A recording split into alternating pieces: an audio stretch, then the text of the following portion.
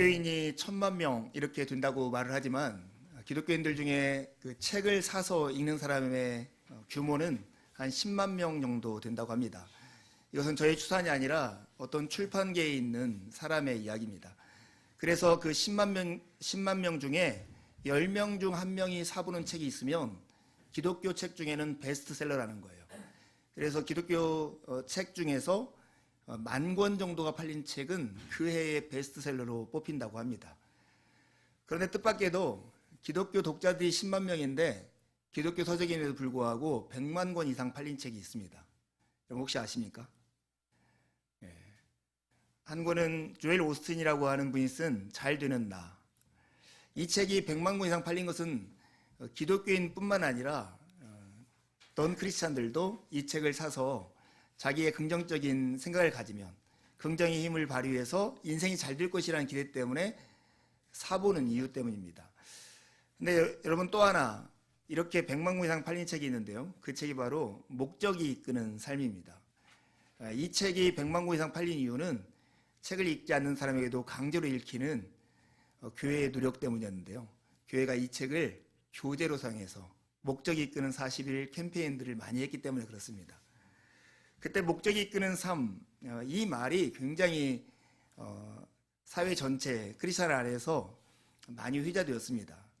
우리의 삶을 이끄는 힘이 뭘까? 그것이 하나님이 우리를 이 땅에 살게 하신 그 목적이다. 이 말에 대해서 또 반감을 가진 사람은 책을 이렇게 냈죠. 복음이 이끄는 삶. 이렇게 되면서 이 이슈가 한동안 오래 갔습니다. 한 10여 년이 지난 일이지만 여전히 우리의 삶을 무엇이 이끄는가 이 질문은 중요하다고 생각합니다. 왜냐하면 우리의 삶을 이끄는 것은 사실은 우리 마음속에 우리가 매력적으로 느끼는 그 무엇이고 우리의 삶을 이끄는 곳으로 우리의 인생은 그 방향으로 가기 때문에 그렇습니다. 그래서 오늘 이 말씀을 통해서 우리의 삶을 이끄는 것이 무엇인가 하는 것들을 살펴보고자 해요. 성벽 공사가 다 마무리할 때가 되었습니다. 성벽의 빈틈이 다 메워지고 단지 성벽에서 문짝만 달지 않은 때였습니다. 그러니 이 성벽 공사를 방해하려고 하는 사람들의 마음은 얼마나 분주했겠습니까? 그래서 그들은 사력을 다해서 이 공사를 방해하려고 했습니다.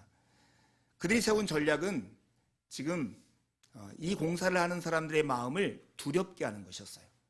특별히 그 중에서도 이 공사를 총책임지고 있는 느헤미야를 두렵게 함으로써 이 공사를 중단시키려는 것이 그들의 전략이었습니다. 지금 느헤미야가 서 있는 위치를 잘 보면 이렇습니다. 느헤미야를 겁을 줘서 두렵게 함으로써 이 공사하는 것을 중단시키려 하는 원수들과 느헤미야가 이 소식을 듣고 하나님께 이렇게 기도했거든요. 하나님 저를 힘있게 하여 주옵소서. 저에게 힘을 주시옵소서. 즉 느헤미야를 힘있게 하시는 하나님 사이에 지금 느헤미야가 서 있는 거예요. 양쪽에 다 느헤미야의 한쪽 손을 잡고 이끄는 것 같은 그런 위치에 느헤미야가 서 있었습니다. 여러분 원수들은 공사를 중단시키려 그에게 겁을 주려 했지만 느헤미야는 그들에게 이끌려가지 않았습니다. 느헤미야는 하나님을 두려워했습니다. 그러기에 하나님 외에 그 무엇도 두려워하지 않고 하나님의 손에 붙잡혀서 하나님께로 이끌려가는 삶을 살았습니다. 여러분 오늘 이 느헤미야의 포지션은 매우 중요합니다. 오늘 우리도 역시 예수 그리스도를 믿는 사람들은 누구나 이런 위치에 서 있습니다. 겁을 주어 자기를 의식하며 자기가 말하는 대로 이끌어가려고 하는 세상과 우리에게 힘을 주어 주님을 따르게 하라고 하는 하나님 사이에 우리가 서 있는 것입니다. 그리고 느헤미야에게 힘을 주고 느헤미야로 하여금 그를 붙잡도록 했던 그 하나님이 여전히 우리의 하나님이라는 것도 동일합니다. 그러기에 오늘 이 말씀을 통해서 느헤미야가 두려움에 어떻게 저항했고 하나님을 어떻게 의지했는가를 살펴서 우리의 삶이 느헤미야가 하나님께 응답했던 것 같은 삶이 되기를 간절히 바랍니다. 여러분 느헤미야를 두렵게 해서 공사를 중단시키려 했던 그 원수들의 모략은 크게 세 가지로 나타납니다. 사람에 대한 두려움, 소문에 대한 두려움, 자기 안전에 대한 두려움으로 나와요. 오늘 본문이 2절에서 14절까지 있는 내용이 그렇습니다. 2절에 4절에 보면 그 원수들, 특별히 산발락과 도비아를 중심으로 한 이 사람들이 이 느헤미야에게 협상을 요구하는 거예요.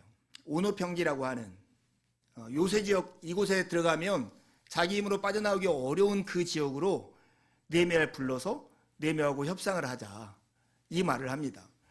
여러분, 자기가 제 힘으로 무엇인가를 완성하기 어려울 때 자기를 반대하는 사람들이 이런 협상을 요구하면 사람들의 마음속에 그들에 대한 두려움이 생기고, 뭔가 그렇게 하지 않으면 내 계획과 내 목표가 차질을 입을 수도 있다는 두려움이 생길 때가 있습니다.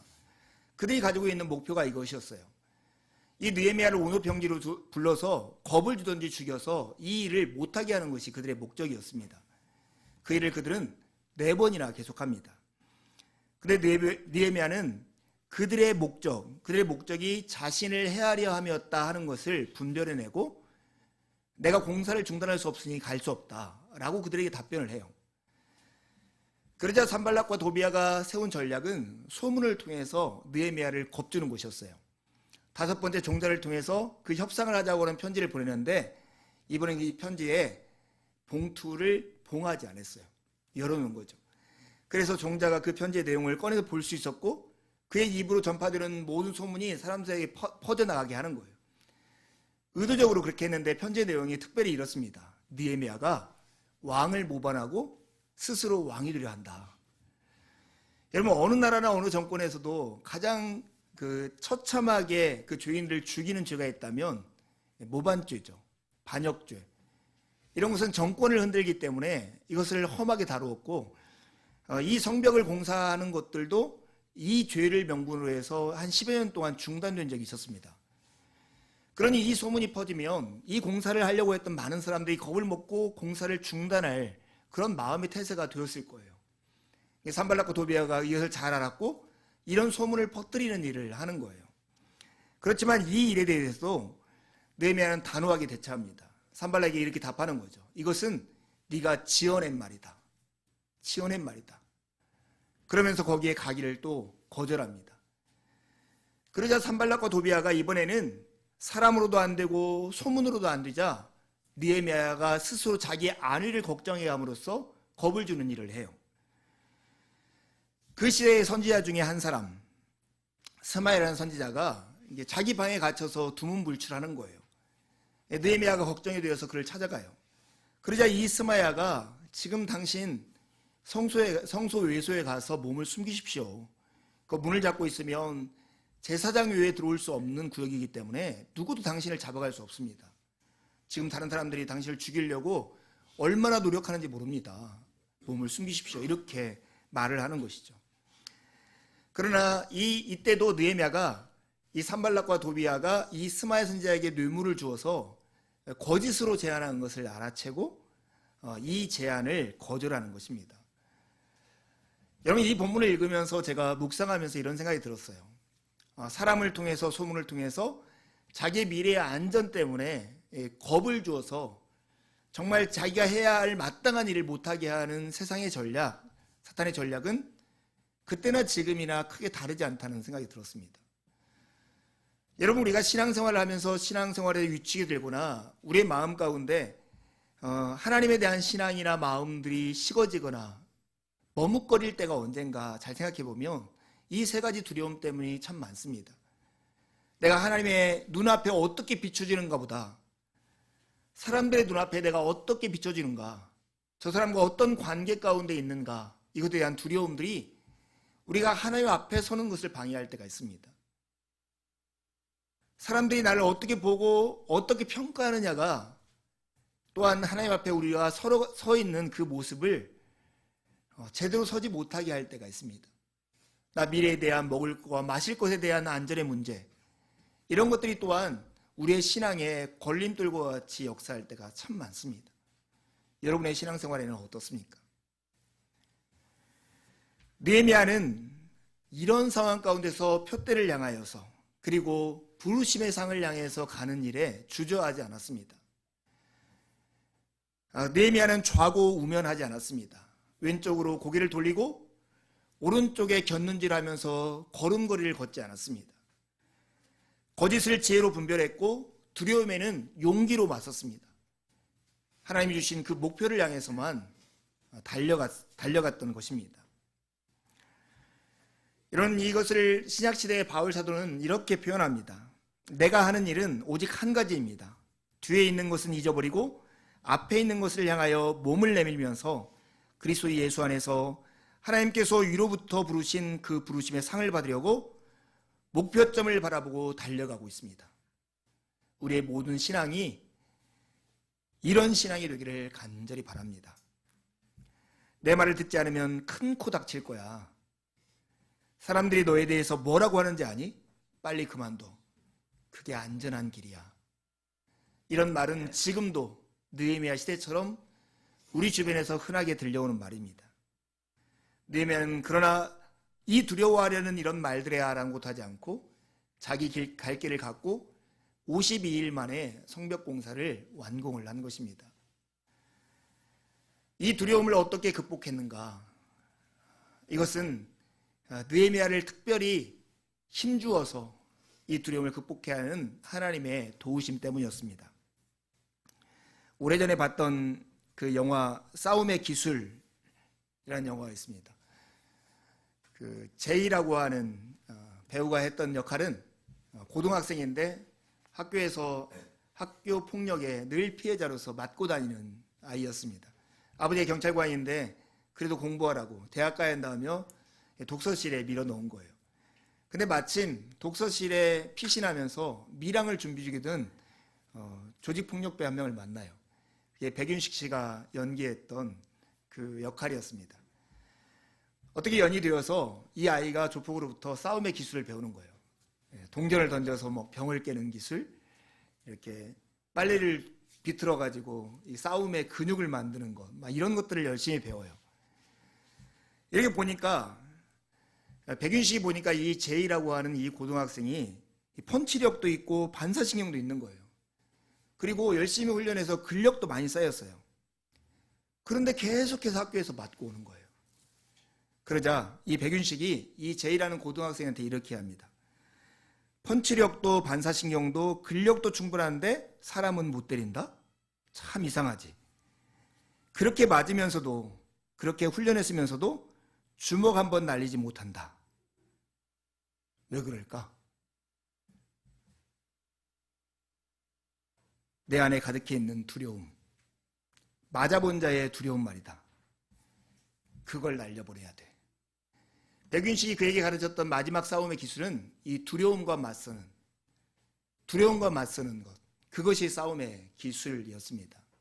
나중에 이제 이 제이가 통쾌하게 자기를 때리는 사람들을 복수하는 걸로 영화는 마치게 됩니다. 여러분, 우리가 하나님 앞에 말씀을 붙잡고 말씀을 암송하고 말씀을 읽고 말씀을 듣고 하는 일들을 합니다.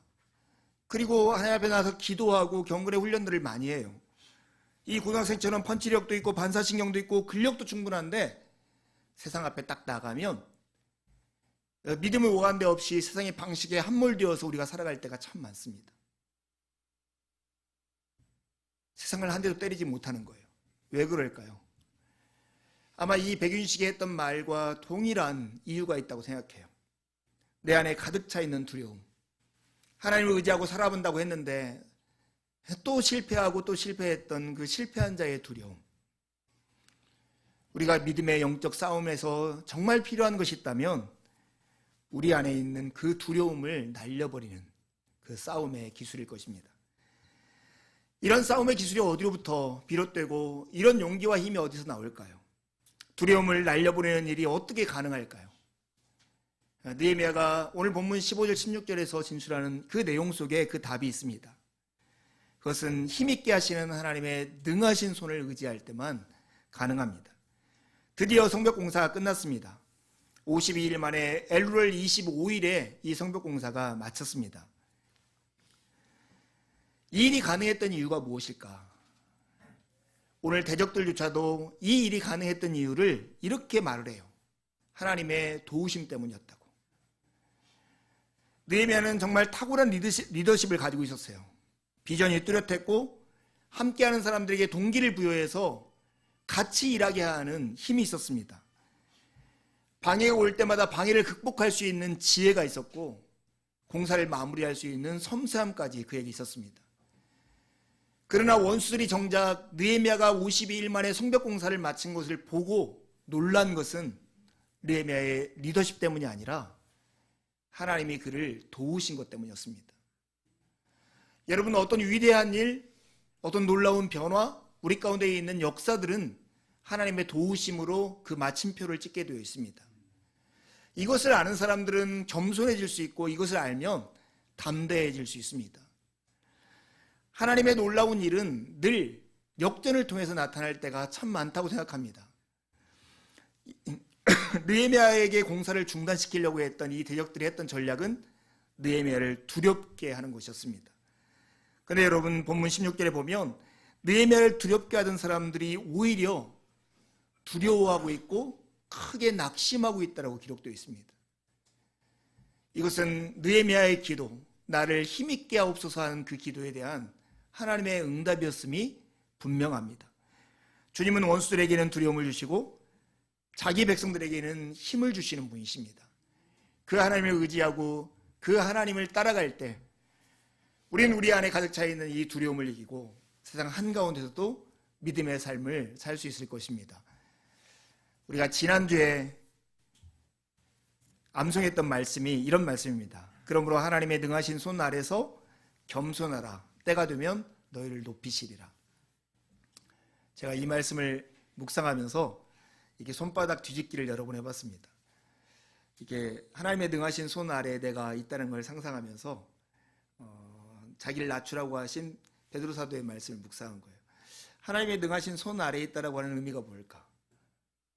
묵상하면서 내가 하나님 아래, 하나님의 능하신 손 아래 보호를 받고 있으면 하나님이 내가 어느 정도 성장하면 이 손바닥을 이렇게 뒤집어서 나를 높이실 거다 하는 마음이 개인적으로 들었습니다. 여러분 한번 해보시겠어요? 하나님의 능하신 손 아래 자기를 낮추십시오.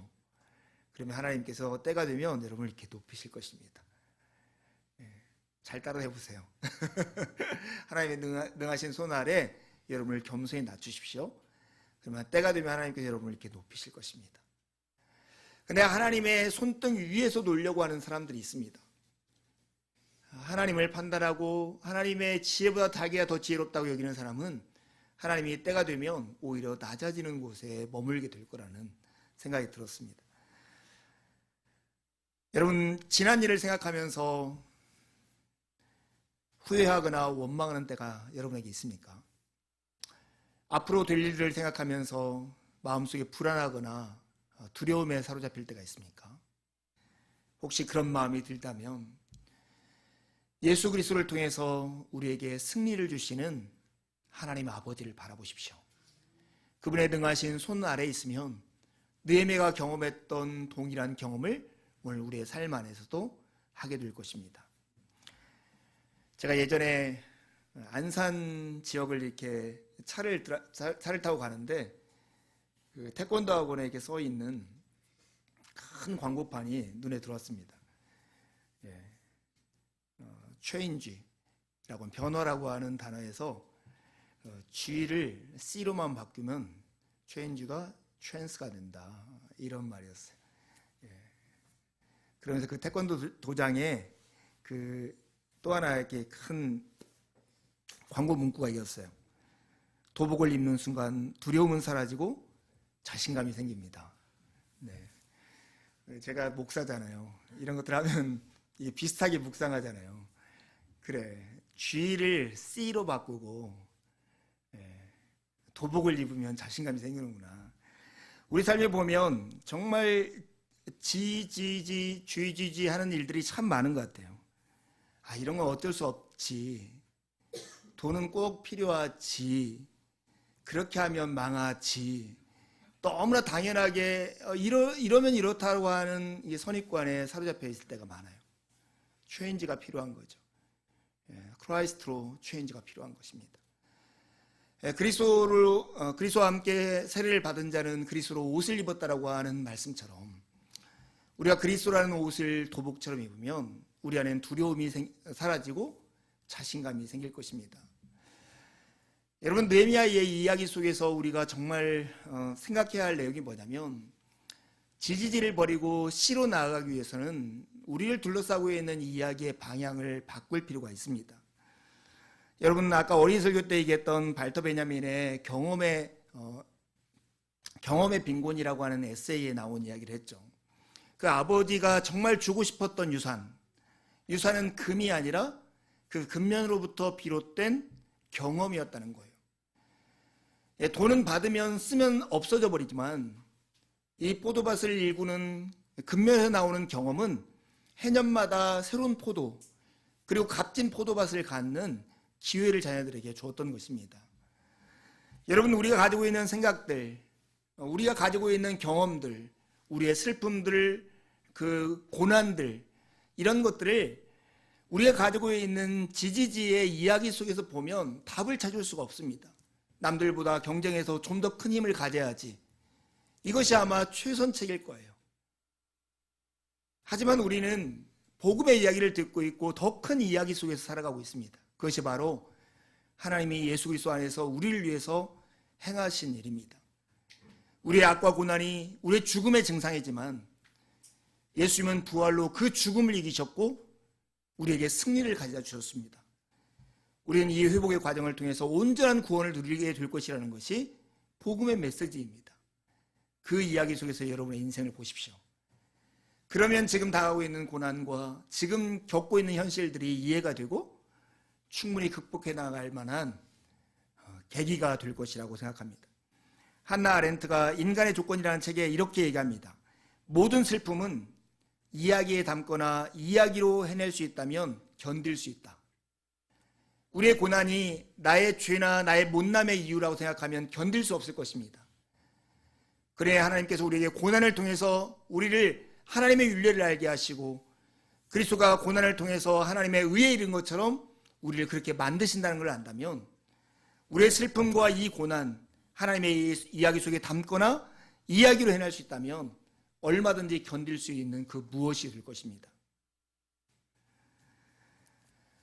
오늘 우리 시대를 살아가는 우리의 뜻대로 안 되고 우리의 계획대로 안 되고 우리의 목표대로 안 되는 그런 현실 속에서 정말로 이 현실을 이해하기 위해서는 이 복음이라는 이야기 속에서 우리의 현실을 보아야 할 것입니다. 그리고 그렇게 보았다면 우리에게 필요한 것은 여호수아에게 하나님께서 분부하신 것 같은 강하고 담대한 마음입니다. 좌고우면하지 않는 마음. 바울 사도가 목표점을 향해서 표대를 향해서 주께서 부르시는 부르심의 상을 향해서 달려갔던 것 같은 그 마음이 우리에게 필요합니다. 사랑하는 여러분, 이 마음을 갖기 위해서 여호수아 1장 8절 9절에 보면 강하고 담대한 마음을 갖기 위해서 우리가 해야 할 두 가지를 얘기합니다. 첫 번째는 묵상하는 것이고 다른 하나는 순종하는 것입니다. 내 입에서 떠나지 말게 하며 주야로 하나님의 말씀을 묵상하라고 이렇게 명령합니다. 존 파이퍼 목사님은 하나님의 약속은 은혜의 저수지로 가는 고속도로와 같다고 얘기합니다. 여러분, 그 길을 눈을 감고도 갈 만큼 익숙하게 만드십시오. 그것이 바로 묵상입니다. 묵상을 계속한다고 하는 것은 그 이야기 속에서 자기 인생을 본다는 의미예요. 그러면 하나님의 이야기 속에서 내 고난과 슬픔, 내 좌절과 내 능력의 한계를 이해할 수 있는 여지가 생길 것입니다. 여러분, 몇 주 전부터 몸된교회에서는 말씀 묵상을 이렇게 카톡으로 보내드립니다. 제가 예전에 다른 교회에 있을 때 묵상집을 만들면서 그 묵상집 이름을 하루의 시작 이렇게 지었었는데 언젠가 이렇게 하루의 시작이라는 이름으로 묵상집을 만들고 싶은 생각이 늘 있습니다. 그래서 한 1000자 내외의 묵상을 제가 해서 이렇게 원하는 사람들에게 보내드립니다.